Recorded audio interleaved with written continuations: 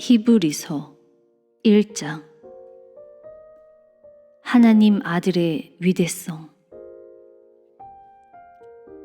오랜 옛날에 하나님께서는 환상으로나 꿈으로나 또는 직접 말씀하시거나 하여 예언자들을 통해서 우리 조상들에게 조금씩 자신의 계획을 말씀해 주셨습니다. 그러나 이 마지막 시대에 와서는 당신의 아들을 통해서 말씀하셨습니다. 하나님께서는 이 세상과 그 안에 있는 모든 것을 창조하셨습니다. 하나님의 아들은 하나님의 영광으로 눈부신 광채를 드러내고 인격과 모든 행하신 일에서 하나님 그 자체임을 보이셨습니다. 그리고 그분의 전능하신 능력의 말씀으로 우주를 통제하고 계십니다. 그분의 아들은 우리의 모든 죄를 깨끗이 씻어 정결케 하시려고 죽으셨으며 지금은 지극히 높은 영광을 받아 하늘에 계신 위대한 하나님 오른편에 앉아 계십니다. 이렇게 해서 그분의 아들은 천사들보다도 훨씬 뛰어난 분이 되셨습니다. 아버지께서 하나님의 아들이라 부르심으로써 천사들과는 같은 자리에 놓일 수 없는 지극히 높은 분이 된 것입니다. 천사들보다 뛰어난 아들. 하나님께서는 어느 천사에게도 너는 내 아들이다. 오늘 내가 너를 낳았다. 고 말씀하신 일이 없습니다. 하나님께서는 오직 예수께만 그렇게 말씀하셨습니다. 또 다른 기회에 하나님께서는 나는 그의 아버지이고 그는 나의 아들이다 하고 말씀하신 적도 있습니다. 그리고 그 맏아들을 이 땅에 보내면서 천사들은 모두 그에게 예배를 드려라 하고 말씀하셨습니다. 하나님께서는 천사들을 바람과 같이 빠른 사자, 불꽃 같은 능력을 가진 종들이라고 말씀하셨습니다. 그러나 아들에 대해서는 이렇게 말씀하셨습니다. 하나님, 주님의 나라는 영원하옵니다. 주님의 나라, 그 정권은 정의를 올곧게 세우는 정권입니다. 임금께서는 정의를 사랑하시는 분, 못된 짓 일삼는 것들을 미워하시는 분. 하나님, 주님의 하나님께서 복받아 살아라 기름 부어 주셨지요. 임금께 기름 부어 주셨지요. 또 이런 말씀을 하셨습니다. 그 옛날 주께서 지어내신 땅, 주께서 손수 빚으신 하늘, 그것들은 다 옷같이 낡아 새 것으로 바꾸시면 바뀔지라도 주께서는 똑같으시리이다. 해가 가도 쓰러지시는 법이 없으리이다. 하나님께서 한 번이라도 천사들에게 이런 말씀을 하신 일이 있습니까? 내가 내 원수들을 내 발 아래에 둘 때까지 여기 내 오른편에 앉아 있어라. 천사들은 다만 구원받을 사람들을 위해 보내진 사자일 따름입니다.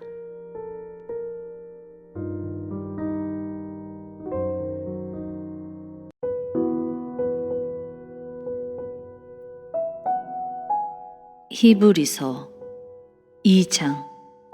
고귀한 구원. 그러므로 우리는 이미 들은 그 진리를 더욱더 굳게 마음속에 간직해야 합니다. 그렇지 못하면 진리에서 떠나 표류할 수밖에 없게 됩니다. 천사들이 말한 것도 항상 진리로 인정되어 그 말을 따르지 않는 사람은 어느 때나 벌을 받았습니다. 그런데 하물며 주 예수께서 친히 말씀하시고 그 말씀을 들은 사람들이 전해준 이 위대한 구원에 대해서 무관심하다면 어떻게 우리가 그 벌을 피할 수 있겠습니까? 하나님께서는 이 구원의 말씀이 참되다는 것을 표징과 놀라운 일들과 여러 가지 이적으로 증명해 주셨습니다. 또 성령께서 믿는 사람에게 주시는 특별한 능력으로 분명하게 증명해 주셨습니다. 하나님께서는 이 특별한 은사를 우리들 누구에게나 나누어 주신 것입니다. 구원의 창시자. 우리가 말하는 미래의 세계는 천사가 지배하는 세계가 아닙니다. 그것은 다윗이 시편에서 하나님께 다음과 같이 말하고 있는 것만 봐도 알 수 있습니다. 인간이란 이렇듯 보잘것없는 것이오늘 어찌하여 주님은 그토록 생각해 주시는지요. 사람이 무엇이라고 주께서 이렇게 보살펴 주시는지요. 하나님보다는 조금 못하게 지으셨어도 영광과 존귀라는 아름다운 화관을 씌워 주셨지요. 주님, 지으신 것 다스리게 하시고 온갖 피조물을 발 아래 두게 하셨습니다. 우리는 아직 이 말씀이 완전히 실현된 것을 보지 못하고 있습니다. 그러나 우리는 잠시 동안 천사들보다 낮아졌다가 우리를 위해 죽음의 고난을 받으심으로써 지금은 영광과 존귀의 면류관을 하나님께 받으신 예수를 배웠습니다. 참으로 하나님의 그 크신 은혜로 말미암아 예수께서는 온 세계의 인류를 위해 죽음의 고난을 당하신 것입니다. 하나님께서는 자신의 영광을 위해 만물을 만드셨고 만물은 그분을 위해 있습니다. 그러니 하나님께서 수많은 하나님의 백성을 하늘로 인도하시려고 예수께 고난받게 하신 것은 지극히 옳고 당연한 일이었습니다. 그리고 예수께서는 이 고난을 겪으심으로써 인류를 구원하시기에 합당한 완전한 지도자가 되셨습니다. 사람을 거룩하게 하시는 분과 또 거룩하게 된 사람은 모두 한 하나님에게서 나왔습니다. 예수께서 거리낌 없이 우리를 형제라고 부르시는 것도 이 때문입니다. 예수께서는 이렇게 말씀하셨습니다. 주님의 이름 내 결애에서 알리리이다. 우리 모두 한데 모여 주님을 찬양하리이다. 또 예수께서는 나는 내 형제들과 함께 하나님을 믿고 의지할 것이다 라고 말씀하셨습니다. 또 다른 때에는 하나님께서 내게 주신 자녀들이 나와 함께 여기 있다 하고 말씀하셨습니다. 하나님의 자녀들인 우리는 피와 살을 가진 인간입니다. 예수께서도 피와 살을 가진 인간의 모습으로 나셨습니다. 그것은 자신의 죽음을 통해서 죽음의 권세를 가진 악마의 세력을 쳐부수기 위한 것입니다. 이것만이 죽음을 두려워하여 평생토록 공포의 노예가 되어 있는 인간들을 구원해 낼 수 있기 때문입니다. 예수께서는 천사를 붙들어 주신 것이 아니라 분명히 아브라함의 후손을 붙들어 주신 것입니다.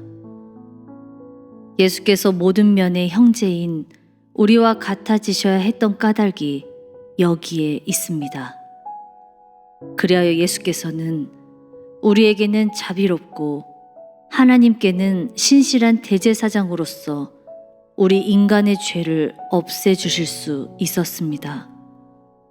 그리고 친히 고난과 시련을 겪으셨기 때문에 우리가 겪는 고난과 시련의 어려움을 아시고 능히 도와주실 수 있었습니다.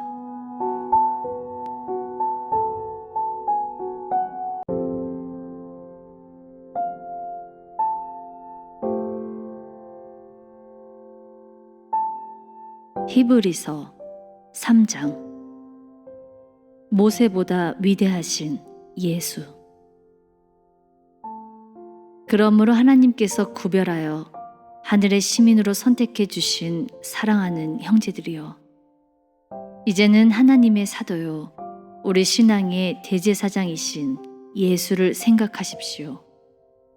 모세가 하나님의 집에서 충실한 봉사를 했듯이 예수께서도 자신을 대제사장으로 임명하신 하나님께 충실하였습니다. 그러나 예수께서는 모세보다 훨씬 더 큰 영광을 받으셨습니다.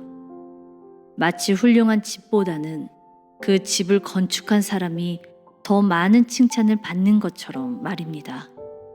집을 지을 수 있는 사람은 많으나 만물을 지으신 분은 하나님 한 분뿐입니다. 모세는 하나님의 집에서 칭찬받을 만한 일을 훌륭히 해냈습니다.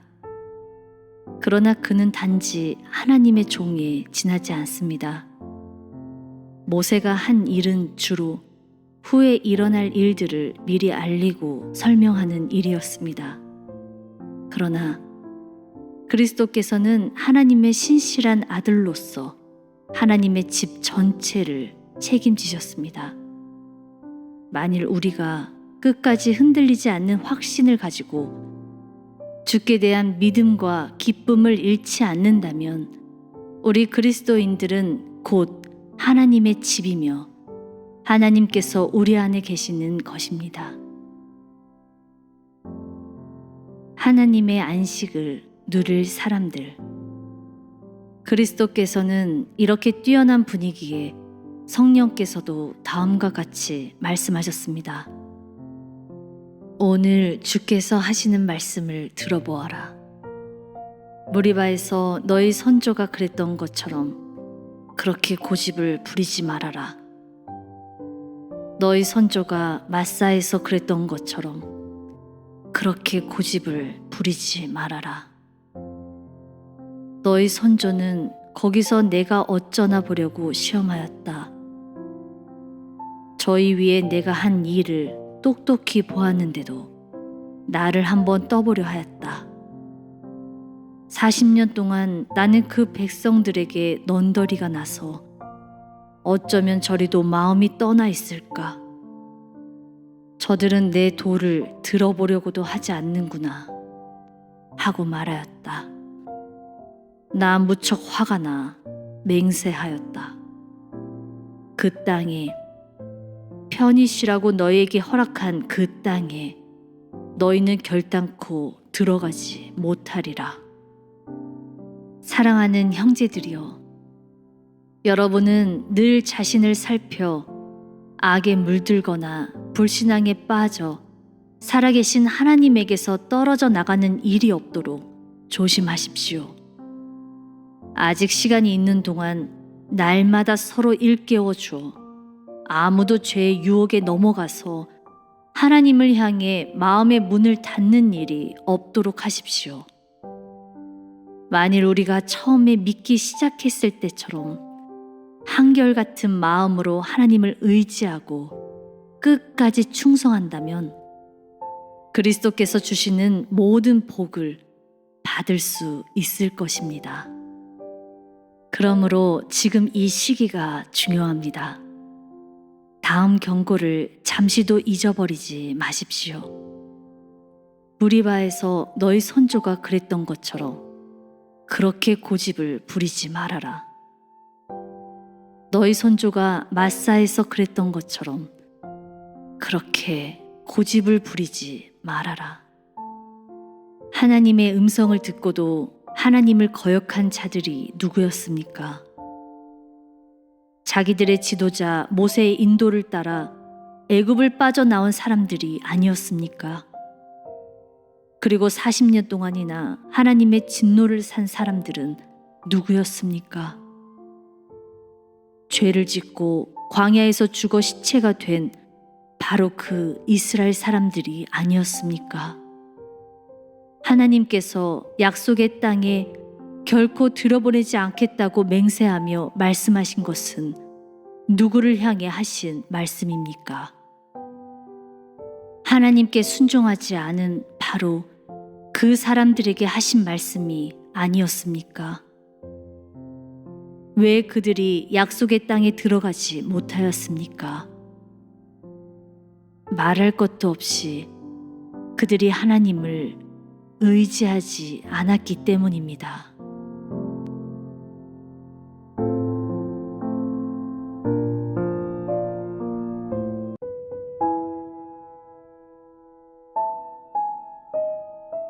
히브리서 4장. 그러나 누구든지 원하기만 하면 하나님께서 준비해 두신 안식처에 들어갈 수 있다는 약속은 아직도 살아 있습니다. 그러므로 여러분 가운데 그곳에 들어가지 못하는 사람이 생기지 않도록 조심하십시오. 하나님께서 우리를 구원하시리라는 놀라운 소식은 모세 당시의 사람들에게도 전해졌습니다.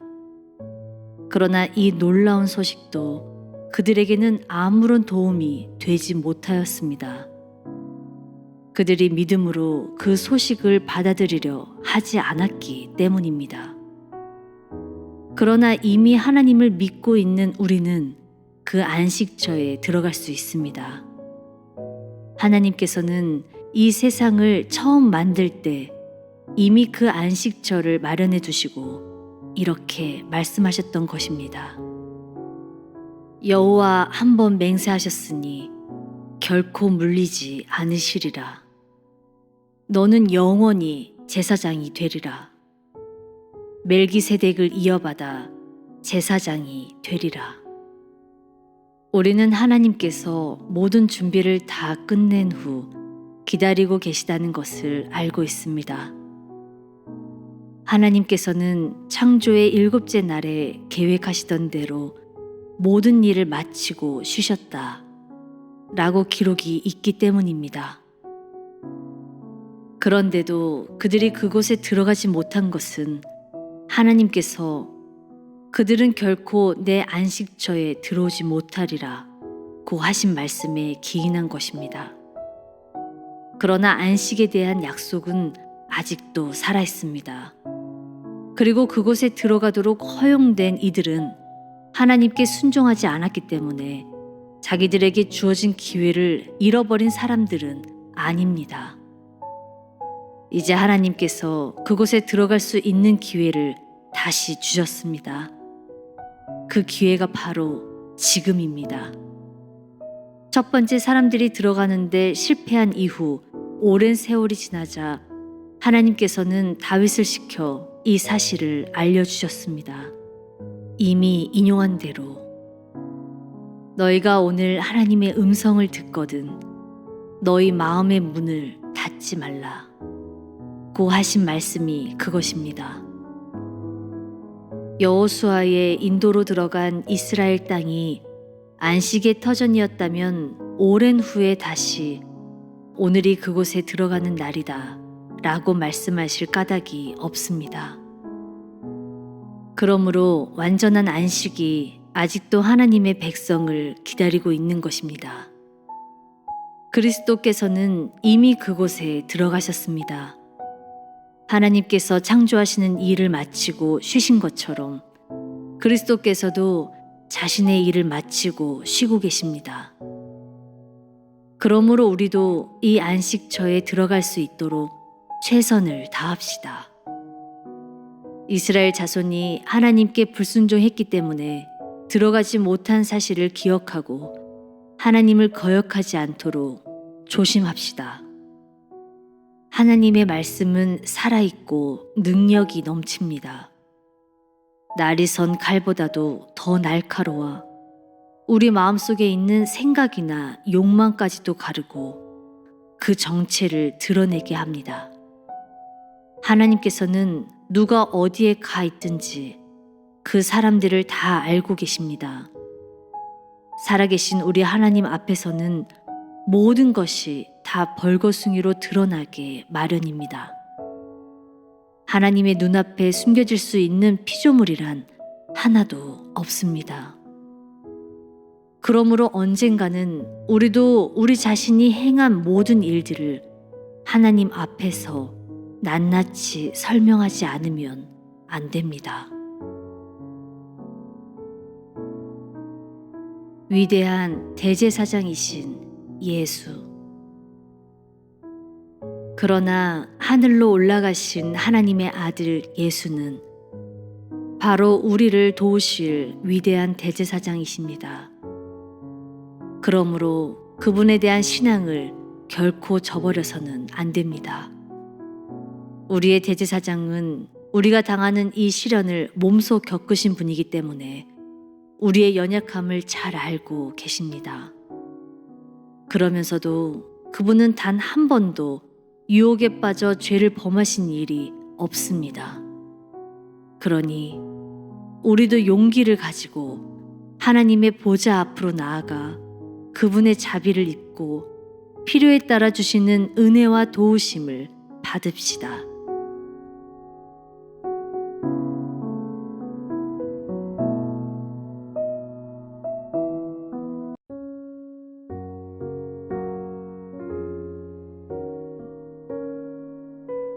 히브리서 5장. 유대인 가운데서 뽑힌 대제사장은 다른 사람들과 똑같은 인간이지만 그들을 대표하여 하나님 섬기는 일을 합니다.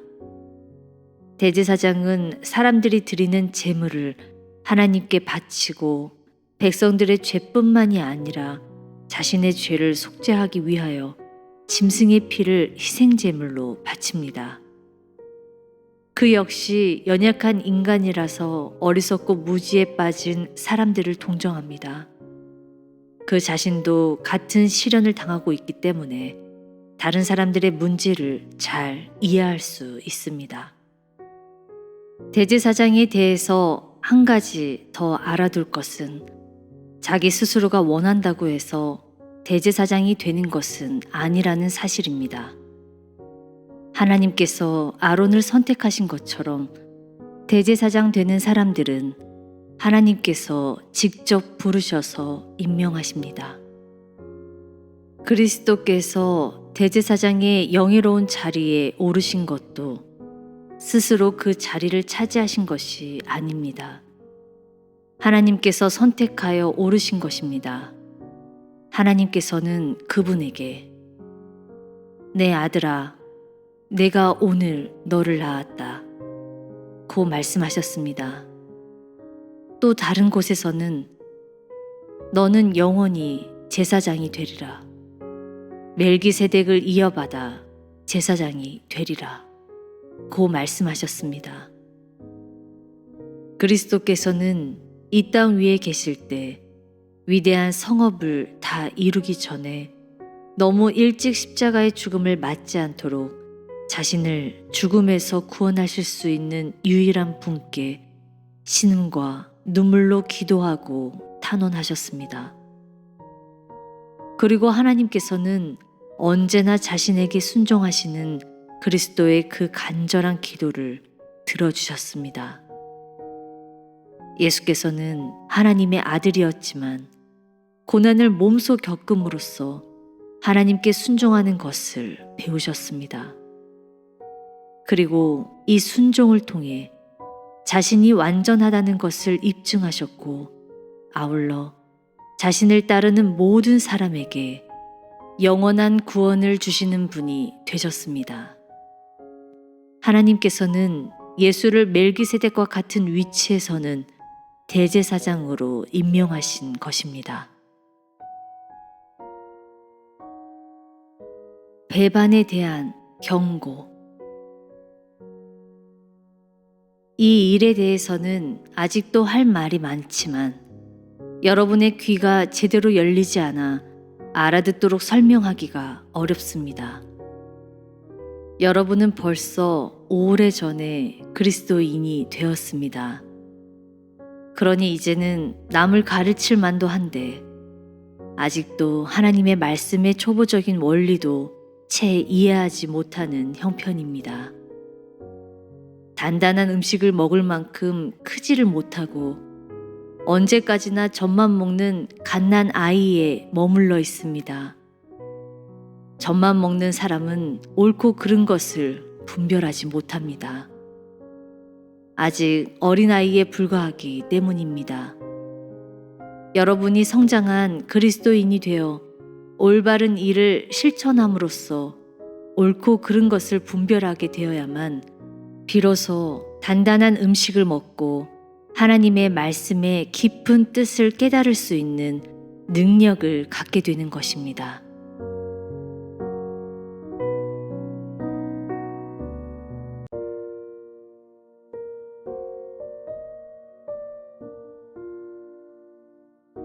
히브리서 6장. 이제는 그리스도 교회 초보 진리를 배우느라 같은 자리에서 언제까지나 맴도는 일은 그만두고 더 깊은 진리를 배우는 자리로 나아가십시오. 또한 이해력을 키워서 건장한 교인의 품격을 갖추도록 하십시오. 착한 일을 해서 구원 얻으려는 어리석은 생각이나 하나님을 믿어야 한다는 필요성만 가지고 떠드는 일에 더 이상 귀 기울이지 마십시오.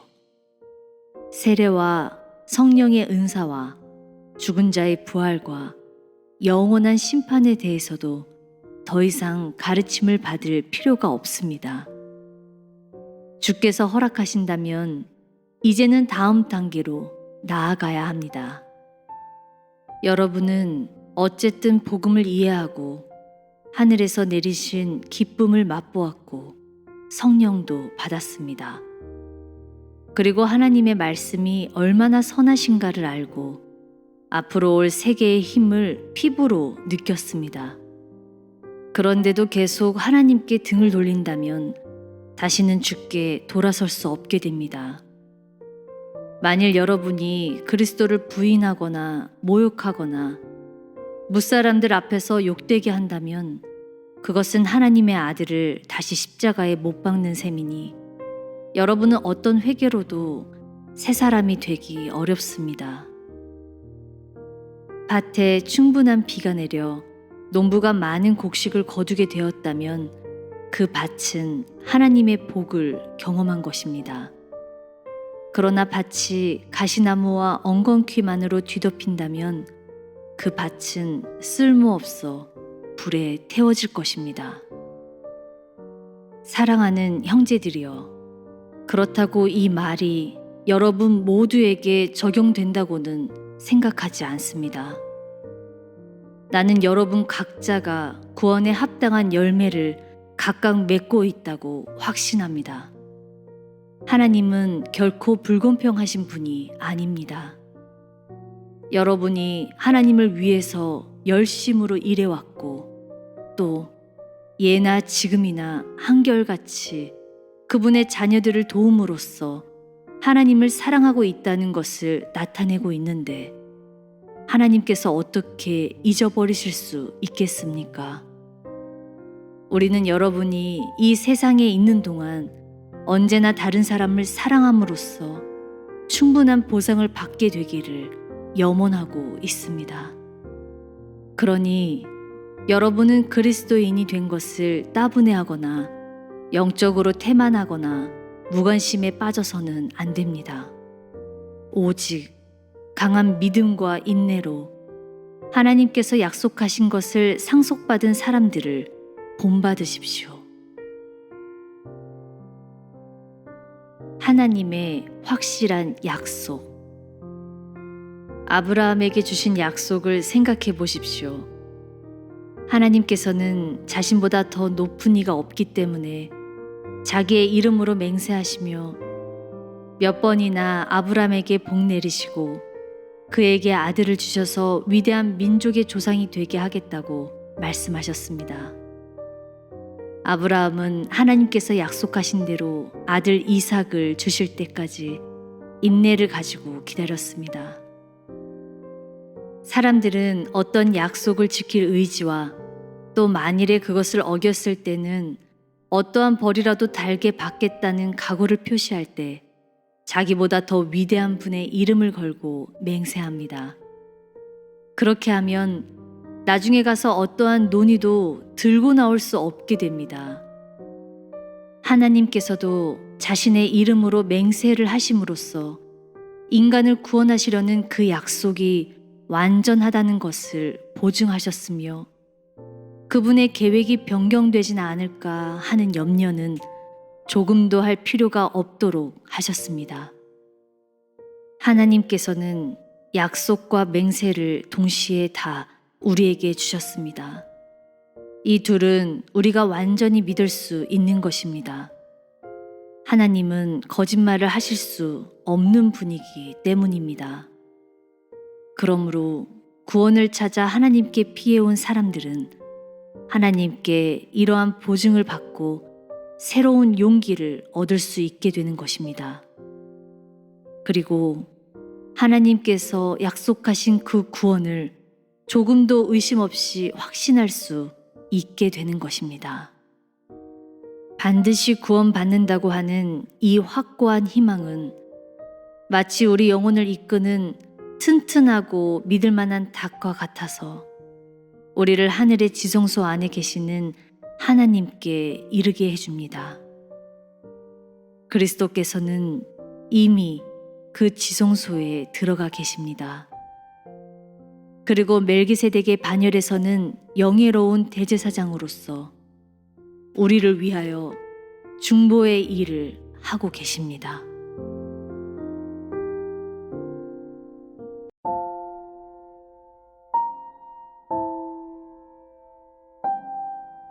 히브리서 7장. 멜기세덱의 대제사장직.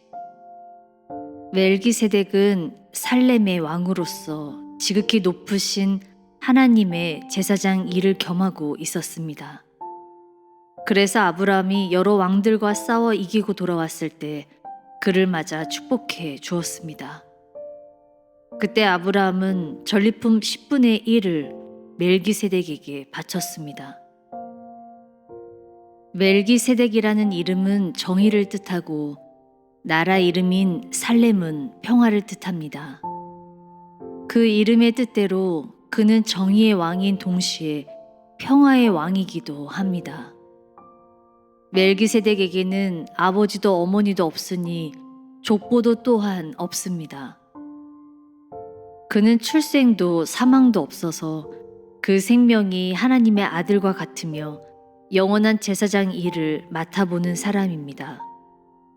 멜기세덱이 얼마나 위대한 인물인가를 곰곰이 생각해 봅시다. 첫째, 그는 하나님께서 제일 먼저 택하신 사람이라는 점입니다. 그래서 대선조인 아브람까지도 멜기세덱에게 전리품의 10분의 1을 바친 것입니다. 만일 멜기세덱이 레위 가문의 제사장이라면 아브라함이 그렇게 한 것에 대해 하등 이상해할 것이 없겠지요.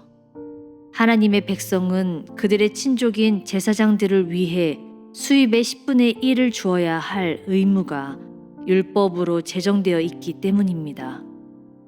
그러나 멜기세덱은 아브라함의 후손이 아니었는데도 아브라함에게서 10분의 1을 받았습니다. 둘째, 멜기세덱이 위대한 아브라함을 축복했다는 점입니다.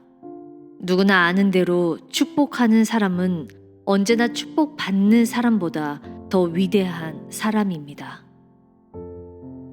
셋째, 똑같이 10분의 1을 받은 유대인 제사장들은 장차 죽을 인간이었지만 멜기세덱은 영원히 살아있다고 전해지고 있습니다. 넷째, 레위도 10분의 1을 받는 이스라엘 사람이었지만 결국 아브라함을 통해서 멜기세덱에게 10분의 1을 준 셈입니다. 레위가 아직 태어나기도 전에 멜기세덱에게 10분의 1을 준 아브라함이 그의 조상이기 때문입니다. 다섯째, 만일 이스라엘의 제사장들과 그들의 율법이 우리를 구원할 수 있다면 왜 하나님께서는 아론의 지위와 동등한 제사장이 아니라 멜기세덱과 같은 지위의 제사장인 그리스도를 보내셨겠습니까? 이스라엘의 제사장들은 모두 아론의 지위를 계승한 사람들이 아닙니까? 하나님께서 새로운 계통의 제사장을 보내실 때는 그것을 받아들이기 위하여 하나님의 율법도 바꾸셔야 됩니다. 그런데 모세가 유다 지파에게 제사장 일을 맡긴 일이 없는데도 불구하고 그리스도께서는 레위 지파가 아니라 제사장으로는 선택받은 일이 없는 유다 지파에서 나셨습니다. 그러니 우리는 하나님의 방법이 바뀌었다는 것을 알 수 있습니다. 이 사실은 그리스도께서 멜기세덱의 지위와 동등한 새로운 대제사장으로 오신 것으로 보아 더 분명합니다. 이 새로운 대제사장은 레위 지파에 속한 낡은 율법의 요구에 따라 되신 것이 아니라 다함이 없는 생명에서 흘러나오는 힘을 근거로 하여 되신 것입니다. 그래서 시편 기자도 그분을 가리켜 당신은 멜기세덱과 같은 위치에서는 영원한 제사장이십니다 라고 한 것입니다. 혈통을 존중하던 옛 율법 규정은 아무런 역할을 못하기 때문에 폐지되었습니다. 그것은 사람을 구원할 힘이 없는 무익한 것이어서 아무도 하나님과 실제적으로 바른 관계를 가질 수 없게 만들었습니다. 그러나 지금 우리는 많은 희망을 갖게 되었습니다. 그리스도께서 우리를 하나님이 받으실 만한 사람으로 만들어주시고 또 우리가 하나님께 가까이 나아갈 수 있게 되었기 때문입니다. 하나님께서는 맹세까지 하시면서 그리스도를 영원한 대제사장으로 세우셨습니다. 하나님께서 이렇게 제사장들을 세우실 때 맹세까지 하신 일은 일찍이 한 번도 없었습니다. 그러나 그리스도에 대해서만은 이렇게 말씀하셨습니다. 여호와 한 번 맹세하셨으니 결코 물리지 않으시리라. 너는 영원히 제사장이 되리라. 멜기세덱을 이어받아 제사장이 되리라. 이 같은 하나님의 맹세로 그리스도께서는 새롭고 더 나은 계약의 확실성을 영원히 보증하실 수 있는 것입니다. 옛 계약 아래서는 많은 제사장들이 필요하였습니다.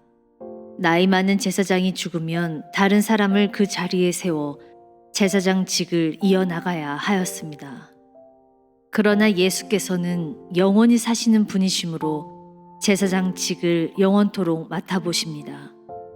영원히 살아계신 예수께서는 하나님 우편에 앉아 사람들의 죄를 짊어지려고 자신이 피를 흘렸다는 사실을 하나님께 회상시켜 드리고 계시기 때문에 자신을 통해서 하나님께로 다가오는 사람들을 완전히 구원하실 수 있습니다. 그러나 그리스도야말로 참으로 우리가 필요로 하는 대제사장이 아니고 누구시겠습니까? 그분은 거룩하고 흠도 죄의 얼룩도 없으시고 죄인들에 의해서 더럽혀지지도 않으셨습니다. 하늘에는 그분을 위한 영예로운 자리가 마련되어 있습니다. 그분은 다른 제사장들처럼 먼저 자신의 죄를 씻은 후 다른 사람들의 죄를 씻기 위해 날마다 동물의 피를 드릴 필요가 없습니다.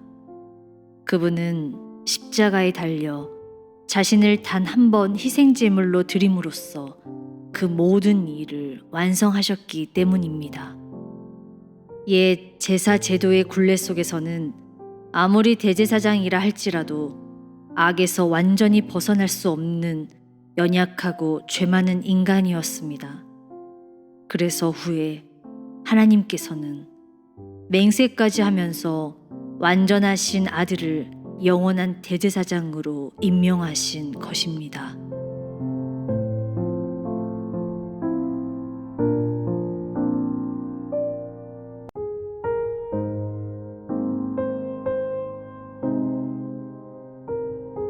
히브리서 8장 새 계약의 대제사장. 다시 요약해서 말한다면 우리의 대제사장은 바로 그리스도이시며 지금 그분은 하늘에서 가장 영예로운 자리인 하나님의 오른편에 앉아 계시다는 것입니다. 그분은 인간이 아닌 주님의 손으로 지으신 참 예배의 장소인 하늘의 성전에서 제사장 일을 하고 계십니다. 모든 대제사장들이 예물과 희생제물 드리는 일을 해왔듯이 그리스도께서도 제물 드리는 일을 하신 것입니다. 그러나 그리스도께서 드리신 희생제물은 땅 위의 제사장들이 드린 희생제물보다 훨씬 더 값진 것입니다. 만일 그리스도께서 아직도 땅 위에 계신다면 옛 유대의 희생제사 제도를 따르는 제사장들이 있는 한 결코 제사장이 되시지는 않았을 것입니다. 땅 위에 제사장들이 들어가 일하는 성전은 하늘에 있는 본래의 성전을 본떠서 만든 것에 지나지 않습니다. 모세가 성막을 세우려고 했을 때 하나님께서는 시내산에서 이르신 대로 하늘에 있는 성전을 그대로 본떠서 만들라고 경고하셨기 때문입니다. 그리스도께서는 지금 하늘의 대제사장으로서 옛 율법 아래서 섬기는 대제사장들보다 더 중요한 임무를 담당하고 계십니다. 그리스도께서 우리에게 전해주시는 하나님의 새 계약에는 훨씬 더 나은 약속이 들어있기 때문입니다. 옛 계약은 이미 효력이 없습니다. 만일 그것이 흠이 없었다면 또 다른 계약을 무엇 때문에 세웠겠습니까? 하나님께서는 옛 계약에서 흠을 발견하시고 다음과 같이 말씀하셨습니다. 내 백성아, 너희는 똑똑히 듣고 알아라. 이제 얼마 있지 않으면 내가 이스라엘과 유다 백성 전체를 상대로 새 계약을 체결하겠다. 물론 내가 그들의 조상들과도 계약을 체결한 일이 있었으나 이번에는 그것과 아주 다른 새 계약이다. 그들의 조상들이 애굽에서 종살이를 하고 있을 때에 나는 그들을 데리고 나왔다.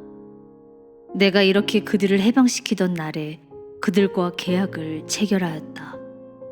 나는 그 계약을 충실하게 지켜주었으나 그들이 일방적으로 그 계약을 깨트려 버렸다. 그래서 나는 그들을 미워하고 징계하였다.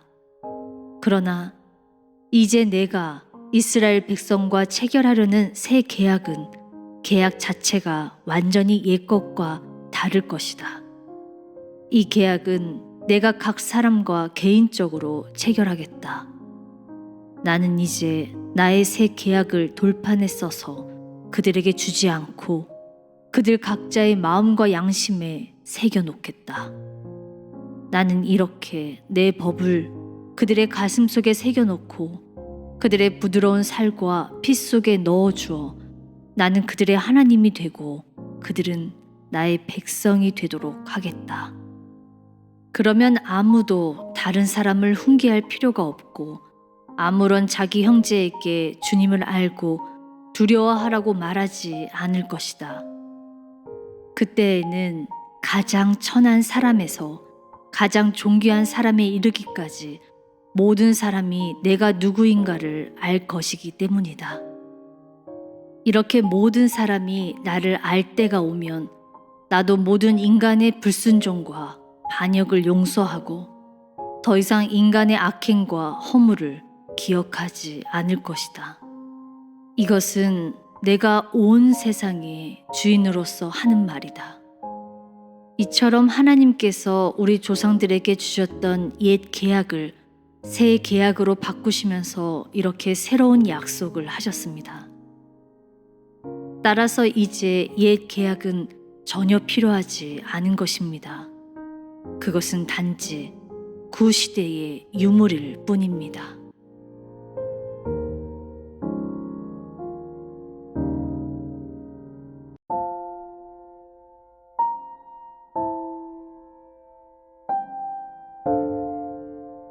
히브리서 9장. 땅 위의 성전과 하늘의 성전. 맨 처음 하나님과 그분의 백성 사이에 맺어진 계약에도 물론 예배 규정과 예배 장소에 대한 약속이 있었습니다. 말하자면 그 천막 안에는 구분된 2개의 방이 있고 그 첫 번째 방에는 금 등잔과 진설병을 얹어 놓은 상을 두었습니다. 이곳을 성소라고 불렀습니다. 그리고 성소 안쪽 휘장으로 가려놓은 방을 지성소라고 해서 금양당과 순금으로 전체를 입힌 계약궤를 두었습니다. 그 궤 안에는 십계명을 기록한 2장의 돌판과 만나를 넣은 금 항아리와 싹이 돋은 아론의 지팡이가 들어있었습니다. 이 상자 위에는 그룹이라 불리는 하나님의 영광을 수호하는 천사들의 형상이 큰 날개를 펴서 그 황금계의 뚜껑을 덮고 있는 모습이 새겨져 있었습니다. 이 뚜껑을 속죄판이라 불렀습니다. 그러나 이제 더 이상 자세하게 설명할 필요는 없을 것입니다. 이상과 같은 것이 갖추어진 성막 안에는 제사장들은 필요할 때마다 첫 번째 방을 드나들며 그들의 직무를 수행하였습니다. 그러나 그 안쪽에 있는 방에는 대제사장만이 1년에 단 한 번, 그것도 혼자서만 들어갈 수 있었습니다. 그때 그는 모든 백성의 죄는 물론 자신의 허물과 죄를 용서받기 위한 제물의 피를 가지고 들어가 뿌렸습니다. 성령께서 이를 통하여 우리에게 가르쳐 주시려 하는 것은 옛 제도 아래서는 첫 번째 방이나 또 거기에 따르는 여러 제도가 있는 한 일반 사람들은 지성소에 들어갈 수 없다고 하는 것입니다. 이것은 오늘날 우리에게 중요한 교훈이 되고 있습니다.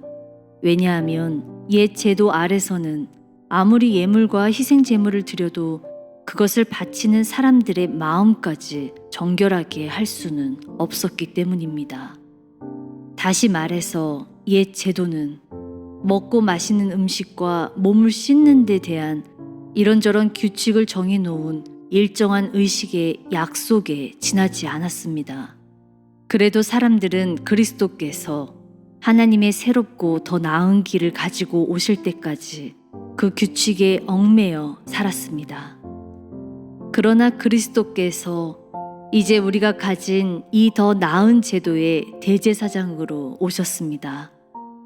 그리고 사람의 손으로 지은 것이 아닌, 다시 말하면 이 세상에 속하지 않은 하늘의 더 위대하고 완전한 성전으로 들어가셨습니다. 그리스도께서는 단 한 번 안쪽에 있는 지성소에 들어가 피를 뿌리셨습니다. 그 피는 염소나 송아지의 피가 아닙니다. 그리스도께서는 자신의 피를 흘리셔서 그 피로 몸소 우리에게 영원한 구원을 보증해 주신 것입니다. 만일 옛 제도 아래서 황소나 염소의 피와 암송아지의 재가 사람들의 몸을 죄악에서 씻어낼 수 있었다면 하물며 그리스도의 피가 우리의 마음과 생활을 변화시킨다는 것은 더욱 확실한 일이 아니겠습니까? 그리스도의 희생은 옛 율법에 얽매여 있는 고통에서 우리를 해방시켜 기쁜 마음으로 살아계신 하나님을 섬기도록 만들어 주십니다. 그것은 영원히 살아계시는 성령의 도우심으로 티끌만한 죄도 흠도 없으신 그리스도께서 기꺼이 하나님께 자신의 몸을 들여 우리의 죄를 대신해서 죽으신 덕분입니다. 그리스도께서는 이처럼 새로운 계약을 가지고 오셨습니다. 그리고 옛 제도 아래서 범한 죄의 형벌에서 인간을 구원하려고 죽으셨기 때문에 그분에게 초청받은 사람들은 모두 하나님께서 약속하신 놀라운 복을 영원히 받을 수 있게 될 것입니다. 만일 어떤 사람이 제상 상속인을 정해놓은 유언장을 남겼다고 합시다. 그러나 그 제사는 유언장을 남긴 사람이 죽은 것이 증명될 때까지는 아무도 손댈 수가 없습니다. 유언은 유언한 사람이 죽은 후에야 비로소 효력을 발생하기 때문입니다. 그 사람이 살아있는 동안에는 아무리 그 재산이 상속인에게 약속된 것이라 하더라도 쓸 수 없습니다. 이런 이유로 첫 번째 계약도 효력을 발생하려면 그리스도의 죽으심을 증명할 피가 뿌려져야 했던 것입니다. 모세는 백성들에게 하나님의 율법을 다 들려준 후에 물에 섞은 송아지와 염소의 피를 우슬초와 붉은 양털에 묻혀서 계약의 책과 모든 백성에게 뿌렸습니다.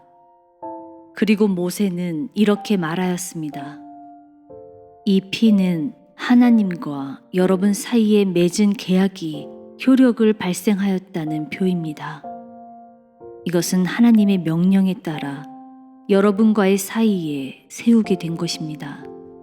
또 모세는 성막과 예배에 쓰이는 모든 기구에도 이와 같이 피를 뿌렸습니다. 옛 율법 아래서는 모든 것이 피로써 깨끗해졌다고 할 수 있습니다. 피 흘림이 없이는 죄를 용서받을 수 없기 때문입니다. 그리스도의 희생을 통한 속죄. 하늘에 있는 것을 본떠서 만든 땅 위의 성막과 그 안에 있는 모든 것은 이와 같이 모세가 짐승의 피를 뿌려서라도 정결하게 만들어야만 되었습니다.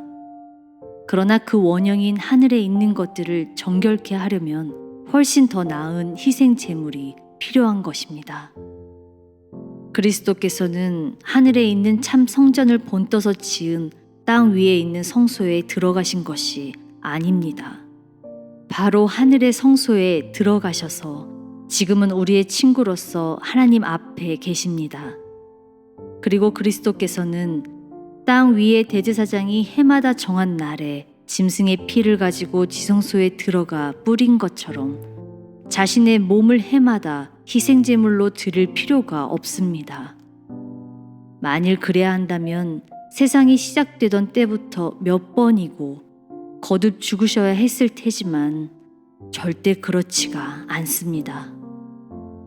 그리스도께서는 이 시대의 끝날에 죽음으로 죄의 세력을 영원히 제거하시려고 단 한 번 이 세상에 오신 것입니다. 마치 인간들이 한 번 죽은 뒤에 심판을 받게 되어 있는 것처럼 그리스도께서도 많은 사람들의 죄를 제거하시기 위하여 자기 몸을 들여 한 번 죽으신 것입니다. 그리고 그리스도께서 다시 오실 때는 우리의 죄 때문에 다시 희생제물이 되는 게 아니라 그리스도를 간절히 기다리는 사람들에게 구원을 주실 것입니다.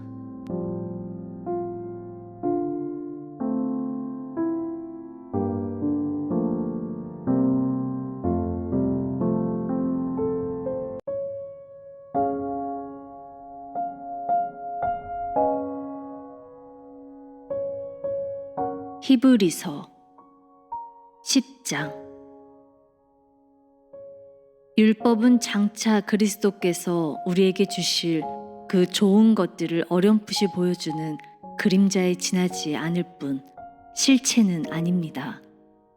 그래서 옛 제도에 따라 희생제물을 해마다 반복해서 드렸지만 사람들은 결코 구원받지 못하였습니다. 만일 거기에 구원할 능력이 있었다면 단 한 번의 희생제물로도 충분해야 할 것이고 예배드리는 사람들도 그것으로 정결해져서 죄 짓고자 하는 마음이 사라져야 마땅합니다. 그러나 사실은 그와 반대였습니다. 해마다 드리는 희생제사는 그들의 마음을 순화시키기는커녕 도리어 불순종과 죄를 되새기게 하였으니 황소와 염소의 피로는 실제로 죄를 제거할 수 없는 것입니다. 그리스도께서 이 세상에 오셨을 때 이렇게 말씀하신 것도 이 때문입니다. 오 하나님, 황소와 염소의 피로는 흡족해 하실 수 없는 당신은 당신의 제단의 희생 제물로 삼으시려고 저를 인간이 되게 하셨습니다. 죄를 용서받고자 당신 앞에 죽여 태운 희생 제물도 당신의 마음을 흡족하게 해드릴 수는 없었습니다. 그래서 나는 보십시오. 성경에 기록된 대로 제가 당신의 뜻을 이루려고 목숨을 버리기 위해 왔습니다. 하고 말씀드린 것입니다. 그리스도께서는 옛 제도가 요구하는 여러 가지 희생 제물로는 하나님을 흡족하게 해드리지 못한다는 것을 말씀하신 후에 나는 내 목숨을 버리기 위해 왔습니다. 라고 덧붙여서 말씀하셨습니다. 그리스도께서는 훨씬 더 나은 제도를 세우시려고 첫 번째 제도를 폐지하셨습니다. 그리고 이 새로운 계획 아래 우리를 위해 단 한 번 죽으신 그리스도의 죽음으로 우리는 죄를 용서받아 거룩한 사람이 되었습니다. 옛 계약 아래서는 제사장들이 날마다 제단 앞에 서서 희생 제물을 드렸으면서도 결코 우리의 죄를 제거할 수 없었습니다. 그러나 그리스도께서는 언제까지나 유효한 단 한 번의 희생 제물로서 자신의 몸을 하나님께 드리고 우리의 죄를 용서받으셨습니다. 그리고 나서 그리스도께서는 가장 높은 영예의 자리인 하나님 오른편에 앉으셔서 자신의 원수들이 발 아래 굴복할 그날을 기다리고 계십니다.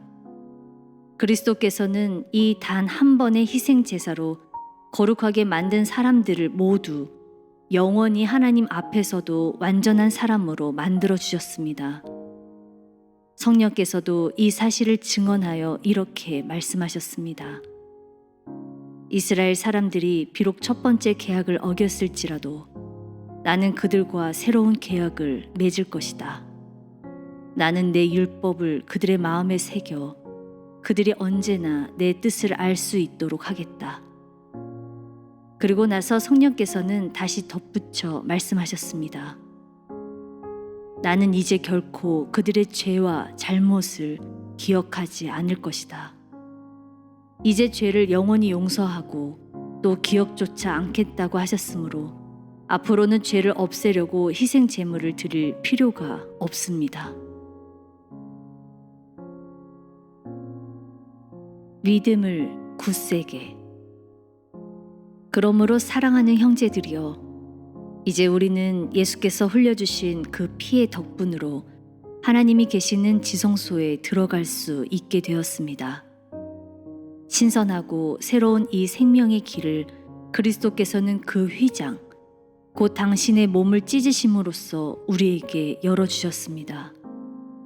이 위대한 대제사장께서 하나님의 집을 다스리시니 하나님께서 우리를 받아들이실 것이 틀림없습니다.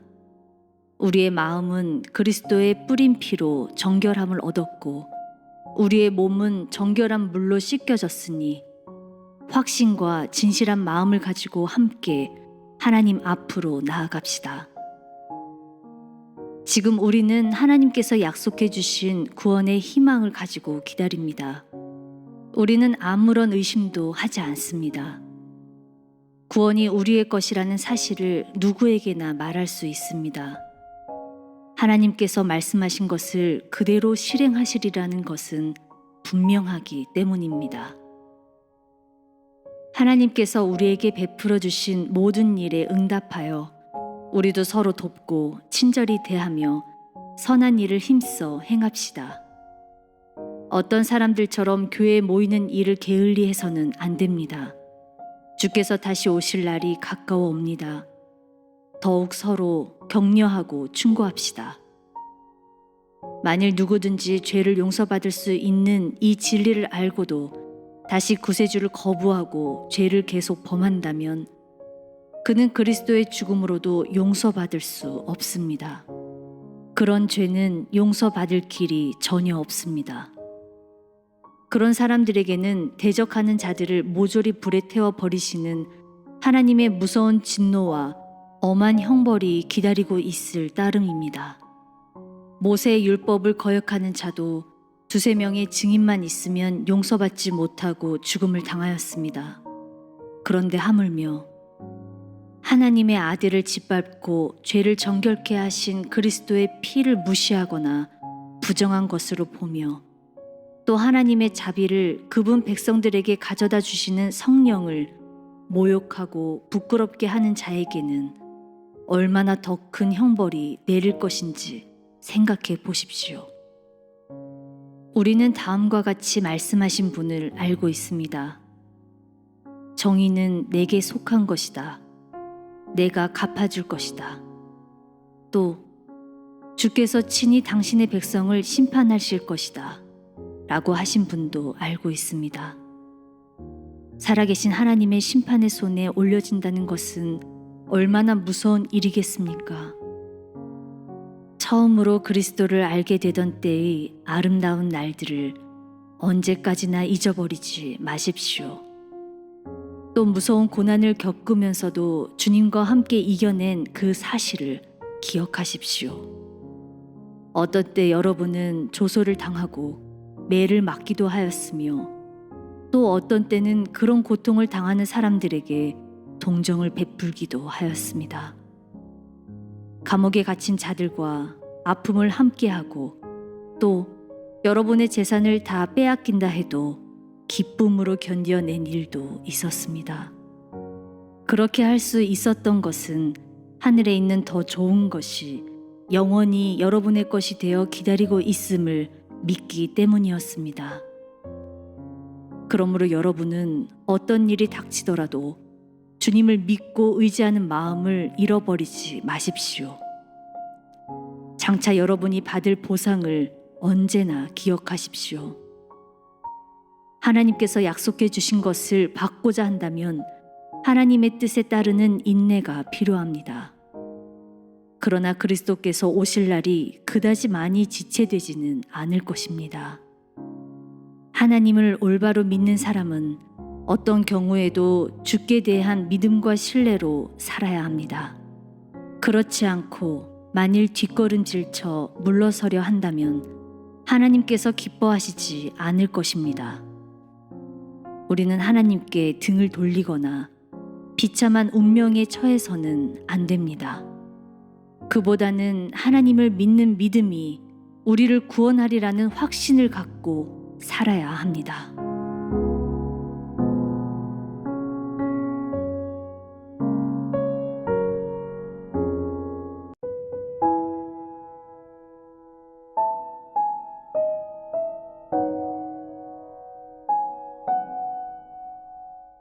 히브리서 11장. 믿음은 무엇입니까?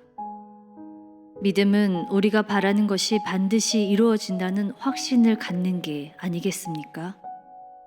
또한 아직 눈앞에 보이지 않는 미래에 이를지라도 우리가 기대하는 것이 반드시 우리를 기다리고 있다는 것을 의심하지 않는 게 아닙니까? 예전에 하나님의 인정을 받은 사람들도 다 이러한 믿음으로 인정받았던 것입니다. 우리는 믿음이 있으므로 이 세상의 삼라만상이 하나님의 말씀으로 창조되었음을 압니다. 다시 말해서 우리 눈에 보이는 것은 모두 다 눈에 보이지 않는 것에서 비롯되었다는 것을 압니다. 아벨이 하나님께 순종하여 가인이 드린 것보다 훨씬 더 하나님께서 기뻐하시는 제물을 드린 것도 믿음이 있었기 때문입니다. 하나님께서는 아벨과 그의 예물을 기꺼이 받아들이셨다는 것을 증명해 주셨습니다. 그래서 오랜 옛날에 죽은 아벨에게서 우리는 지금도 많은 교훈을 배우는 것입니다. 에녹도 하나님을 굳게 믿었습니다. 그래서 그는 죽음을 겪지 않고 하늘로 옮겨졌습니다. 하나님께서 그를 데려가셨기 때문에 갑자기 그의 모습을 찾을 수 없게 된 것입니다. 이러한 일이 있기 전부터 하나님께서 에녹을 얼마나 흡족하게 생각하셨는가 하는 게 성경에 기록되어 있습니다. 여러분은 믿음이 없이는 하나님을 기쁘시게 해드릴 수 없습니다. 하나님께로 나아가려고 하는 사람은 누구든지 하나님이 살아계신다는 것을 믿으십시오. 진정으로 하나님을 바라는 이는 반드시 보상받는다는 것을 믿으십시오. 노아도 하나님을 믿은 사람입니다. 그는 하나님께서 장차 일어날 일을 경고해 주셨을 때 홍수의 조짐 같은 것이 전혀 없었는데도 그 말씀을 믿었습니다. 그리고 시간을 허비하지 않고 방주를 만들어 자기 가족을 구해냈습니다. 하나님을 믿는 노아의 신앙은 그 당시 거역만을 일삼던 사람들의 죄나 불신앙과 비교할 때 너무나도 대조적입니다. 이 믿음 때문에 그는 하나님께서 받아들이시는 사람이 된 것입니다. 아브라함도 하나님을 굳게 믿었습니다. 그래서 하나님께서 그에게 고향을 떠나 약속해 준 먼 땅으로 가라고 지시하셨을 때 아브라함은 그대로 순종하였습니다. 그는 자신이 가는 곳이 어디인지도 모르는 채 고향을 떠났습니다. 그리고 하나님께서 약속하신 땅에 들어가서 훗날 하나님께 같은 약속을 받은 이삭과 야곱처럼 천막을 치고 살았습니다. 아브라함은 하나님께서 튼튼한 기초 위에 세워진 하늘의 도성으로 그를 데려다 주시리라는 확신 속에서 기다리고 산 것입니다. 그 하늘의 도성은 바로 하나님께서 설계하고 건설하신 곳입니다. 아브라함의 아내 사라도 믿음이 깊은 여자였습니다. 사라는 이미 나이가 많이 들어 아기를 낳을 수 없었지만 하나님께서 반드시 약속을 이루어 주시리라는 믿음을 굳게 갖고 있었으므로 어머니가 될 수 있었습니다. 아기를 가지기에는 너무나 늙은 아브라함에게서 하늘의 별과 바다의 모래와 같이 셀 수 없을 만큼 많은 자녀들이 태어나 큰 민족을 이룬 것입니다. 지금 내가 열거한 이 사람들은 하나님께서 약속하신 것을 다 얻은 뒤 죽은 것은 아닙니다. 그들은 단지 그 약속이 자기 앞에 다가오고 있는 것을 기쁨으로 기다렸습니다. 그들은 세상이 참 고향이 아니고 다만 자신들은 잠시 이 땅에 나그네로 와 있는데 불과하다는 것을 알고 있었습니다. 그들이 이렇게 생각한 것으로 보아 하늘에 있는 참 고향을 그리워했음을 알 수 있습니다. 만일 그들이 이 세상의 여러 가지 달콤한 생활로 돌아가기를 원했다면 언제든지 돌아갈 수 있었습니다. 그러나 그들은 그것을 원하지 않고 하늘의 도성을 바라보며 살았습니다. 그래서 하나님 역시 그들의 하나님이라고 불리는 것을 수치로 여기지 않고 그들을 위해 하늘의 도성을 만들어 두셨습니다. 하나님께서 아브라함의 믿음을 시험하셨을 때도 아브라함은 아무런 의심 없이 하나님의 약속을 믿었습니다. 그래서 아브라함은 아들 이삭을 제물로 삼아 제단 위에서 그를 죽여 희생 제사를 드리려고 했던 것입니다. 그렇습니다. 아브라함은 이 이삭을 통해서 그의 자손이 퍼져 나가게 하리라는 하나님의 약속을 받았음에도 불구하고 이삭을 희생 제물로 바치려 하였습니다. 만일 이삭이 죽더라도 하나님께서 다시 살리시리라고 아브라함은 믿었던 것입니다. 그리고 바로 그와 같은 일이 이루어졌습니다. 죽을 운명에 놓여 있던 이삭이 살아있는 그대로 다시 아브라함에게 되돌아온 것입니다. 하나님께서 장차 자신의 두 아들 야곱과 에서에게 복을 내려 주시리라는 것을 이삭이 알게 된 것도 그에게 믿음이 있었기 때문입니다.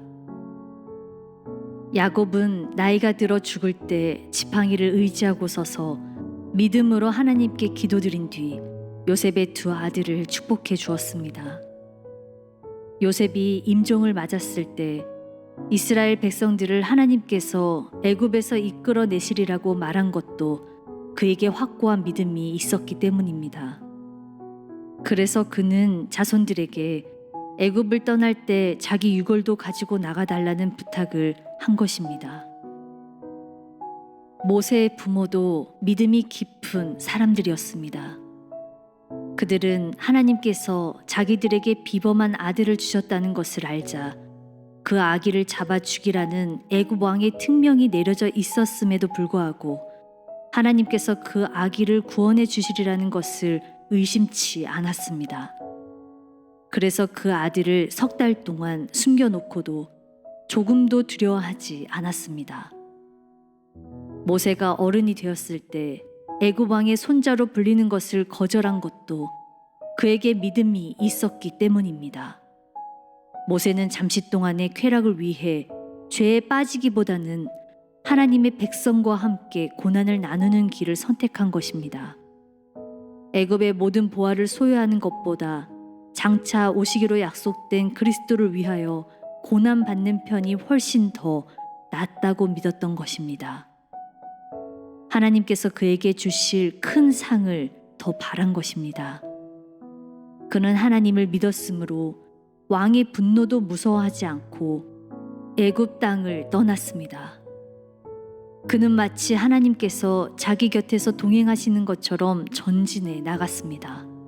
모세가 하나님의 지시대로 사람들에게 어린 양을 잡게 하고 그 피를 그들의 집 문설주에 뿌리라고 명령한 것도 하나님께서 그 백성을 구원하시리라는 것을 믿었기 때문입니다.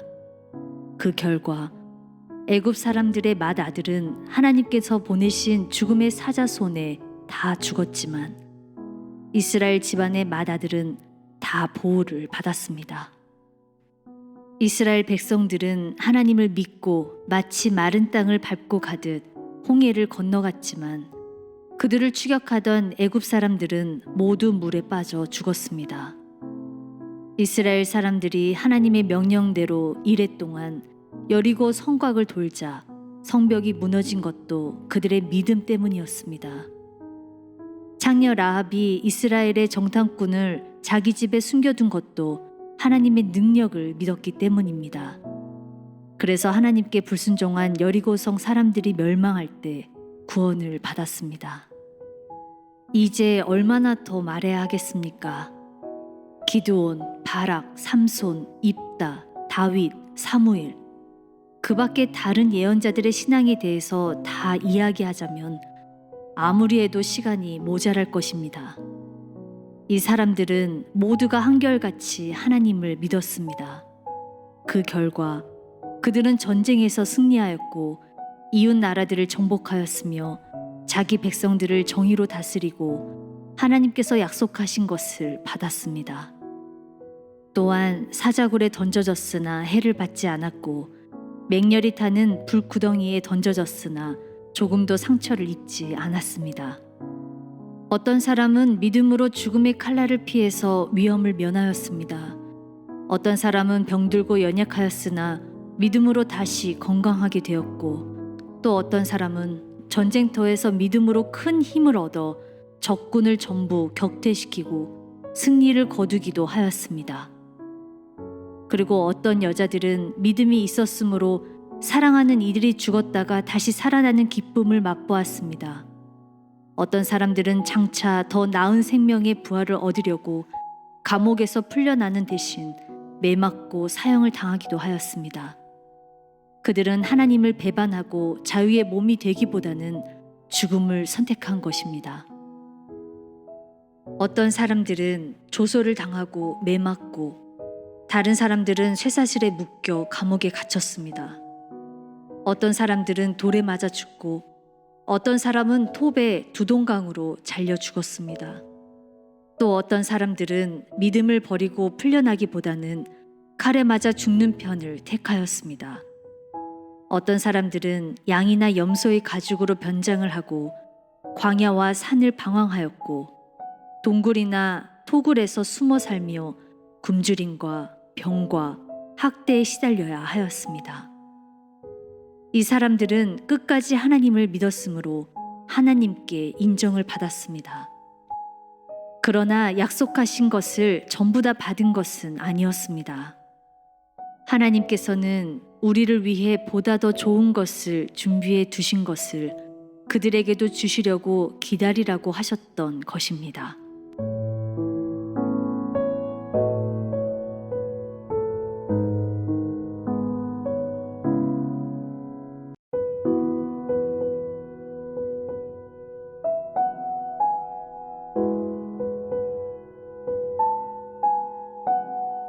히브리서 12장.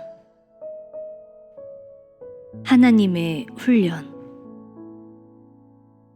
이처럼 수많은 믿음의 사람들이 경기장에 둘러앉아 우리의 경기를 지켜보고 있습니다. 그러니 어떻게 우리가 속도를 늦추거나 뒤로 물러설 수 있겠습니까? 이제는 다리에 달라붙어서 우리를 넘어지게 하는 죄를 훌훌 털어버리십시오. 그래서 하나님께서 우리 앞에 정해 놓으신 이 특별한 경주에 인내를 가지고 달려갑시다. 우리의 믿음의 근원이며 완성자인 예수만을 바라봅시다. 그분은 십자가의 죽음 뒤에 올 기쁨을 아시고 그 십자가를 수치로 여기지 않고 거기에 달려 죽으셨습니다. 그리고 지금은 하나님의 보좌 오른편에 영예로운 자리에 앉아 계십니다. 만일 여러분이 지치거나 낙심케 되거든 죄인들의 무서운 만행을 참고 견디신 예수의 일을 생각하십시오. 여러분이 죄나 유혹과 맞서서 싸우고는 있지만 아직 피 흘릴 정도로 심한 싸움을 치른 경험은 없지 않습니까? 하나님께서 마치 자녀들에게 말씀하시듯이 여러분에게 격려의 말씀을 주신 것을 여러분은 벌써 다 잊어버렸습니까? 하나님께서는 이렇게 말씀하셨습니다. 내 아들아, 주께서 내게 징계를 내리실 때 너는 화를 내어서는 안 된다. 주께서 내 잘못을 책망하실 때 너는 좌절해서는 안 된다. 주께서 너를 징계하시는 것은 너를 사랑하신다는 증거이기 때문이다. 주께서 너를 채찍으로 때리시는 것은 네가 하나님의 참 자녀이기 때문이다. 하나님께서 내리는 시련을 참아내십시오. 하나님께서는 아버지로서 당연히 자녀에게 하실 일을 하고 계십니다. 아버지로서 자기 자식을 단련시키지 않는 사람이 어디 있겠습니까? 만일 여러분이 잘못을 저질렀다면 자녀가 부모에게 꾸지람을 듣듯 하나님의 질책을 받는 것도 당연합니다. 그렇지 않다면 여러분은 하나님의 자녀도 가족도 될 수 없습니다. 비록 우리를 낳아준 아버지가 우리를 꾸짖고 야단치는 일이 있다 해도 우리는 그를 따르고 존경합니다. 그렇다고 하면 참되게 사는 것을 가르치고자 하는 하나님의 시련을 기쁜 마음으로 받아들이는 것이 당연하지 않겠습니까? 우리를 낳아준 아버지는 우리의 앞날을 위해 그가 알고 있는 지식으로 극히 짧은 기간 동안만 우리를 훈련합니다. 그러나 하나님께서는 우리에게 가장 좋은 것을 주시고 그분의 거룩하심을 나누어 주려고 언제나 바르게 견책하시는 것입니다. 무슨 벌이든 벌 받을 때는 즐겁기보다는 상처를 받습니다. 그러나 나중에 가서는 그것이 유익한 결과를 낳아 믿음이나 성격이 다 성장하고 있다는 것을 알게 됩니다. 그러므로 여러분은 느슨해진 주먹을 힘껏 쥐고 떨리는 무릎을 굳게 일으켜 세우십시오. 그리고 여러분이 걸어가기에 똑바르고 평평한 길을 열어 나가십시오. 그러면 여러분을 뒤따라가는 이들이 비록 약하고 절름거리는 사람들일지라도 넘어지거나 부상당하지 않고 오히려 튼튼하게 될 것입니다.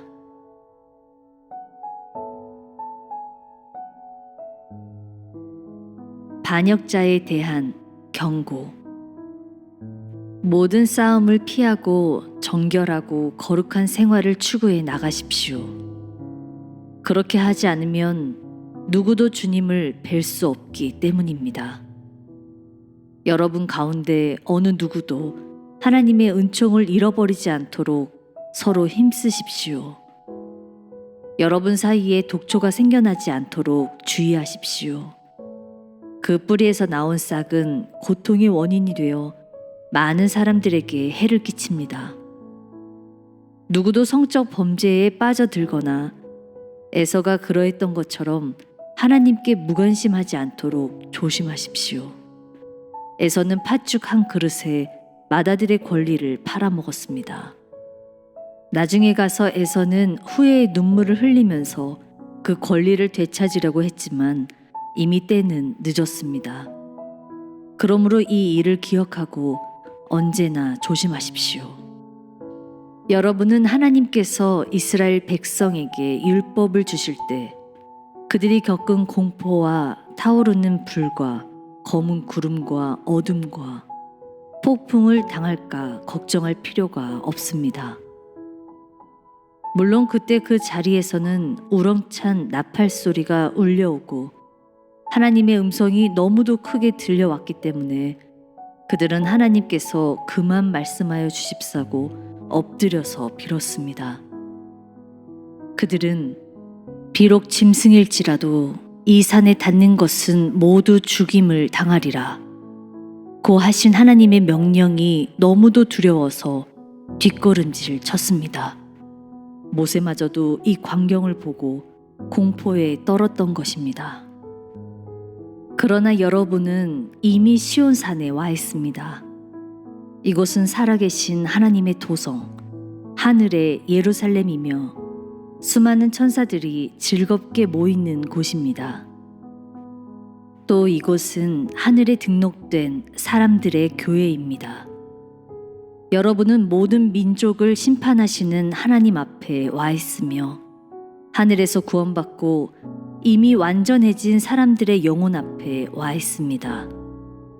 여러분은 새 계약의 중보자이신 예수 앞에 와 있으며 아벨의 피처럼 복수를 부르짖는 피가 아니라 은혜로 용서하시는 속죄의 피 앞에 와 있는 것입니다.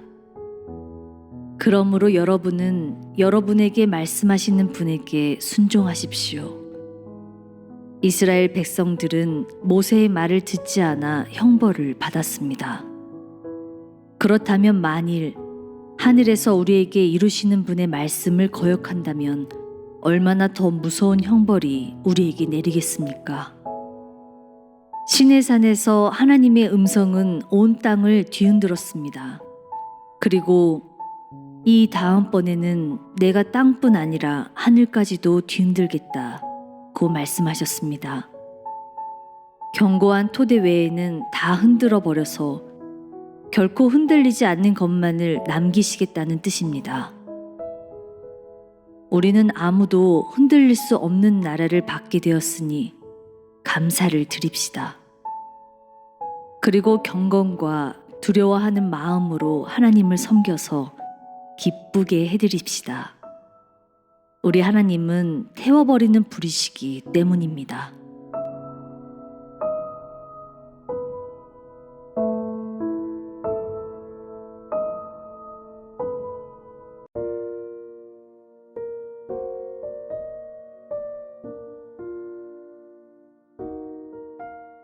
히브리서 13장.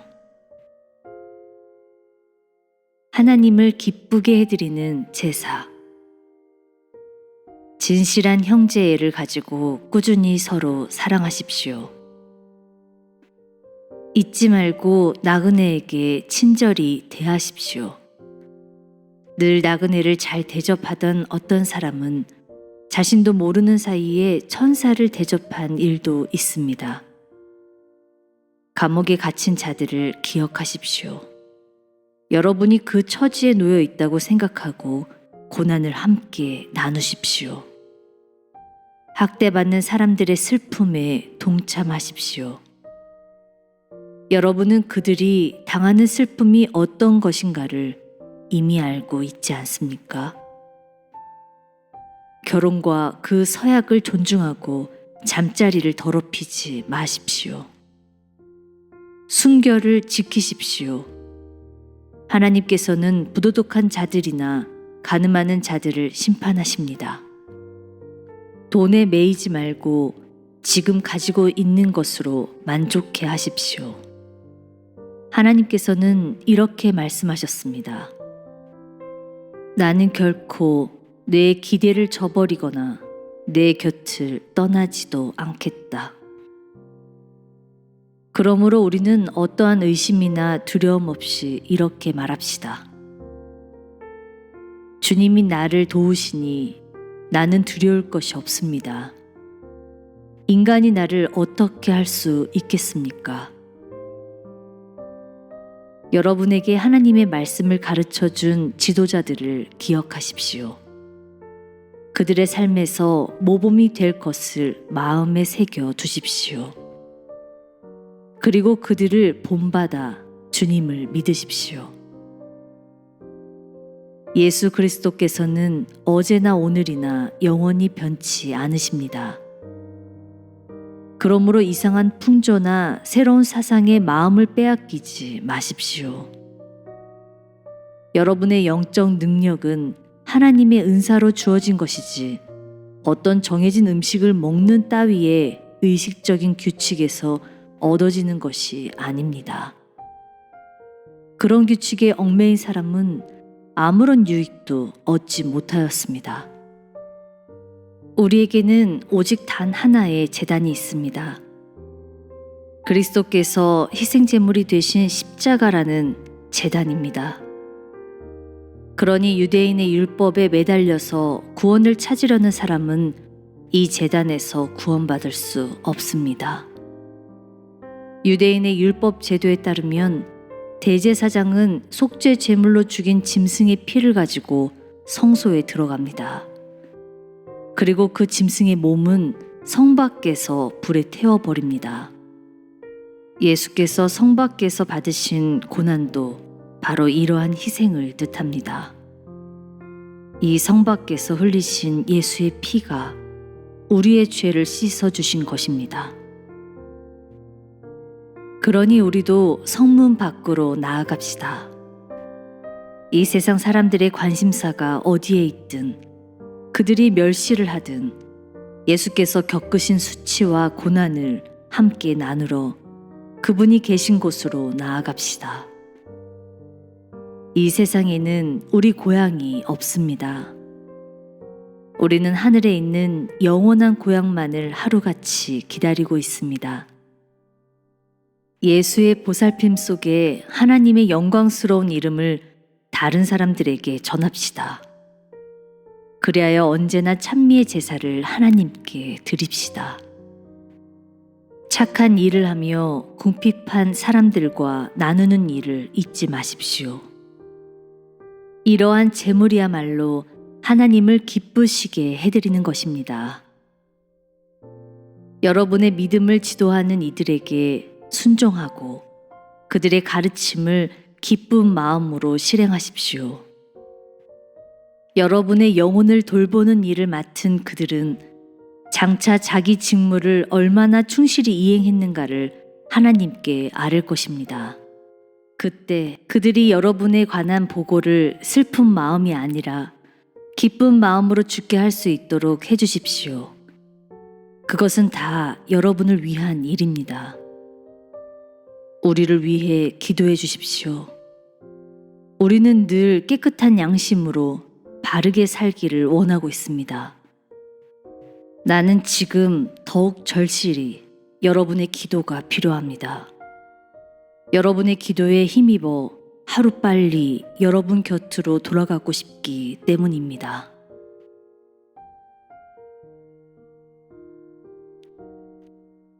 축복과 작별 인사. 우리 주 예수를 죽은 자 가운데서 살리신 평화의 하나님께서 여러분이 하나님의 뜻을 따르기에 불편이 없도록 모든 여건을 구비해 주시기를 기도합니다. 하나님과 여러분 사이에 세우신 영원한 계약을 피로 서명해 주신 양들의 위대한 목자 예수 그리스도께서 당신의 권능으로 여러분이 하나님을 기쁘게 하는 일만 하게 해주시기를 빕니다. 그리스도께 영원한 영광이 있기를 빕니다. 아멘. 형제들이여, 비록 요점만 짤막하게 쓴 편지지만 나의 당부를 인내를 가지고 이루어 주십시오. 형제 디모데가 방금 감옥에서 풀려 나왔음을 알려드립니다. 그가 곧 이곳에 오면 그와 함께 여러분을 만나러 가겠습니다. 여러분의 지도자들과 그곳에 있는 모든 신도들에게 문안을 드립니다. 여기 나와 같이 있는 이달리아에서 온 그리스도인들이 여러분에게 사랑을 보냅니다. 하나님의 은총이 여러분과 함께 하기를 빕니다.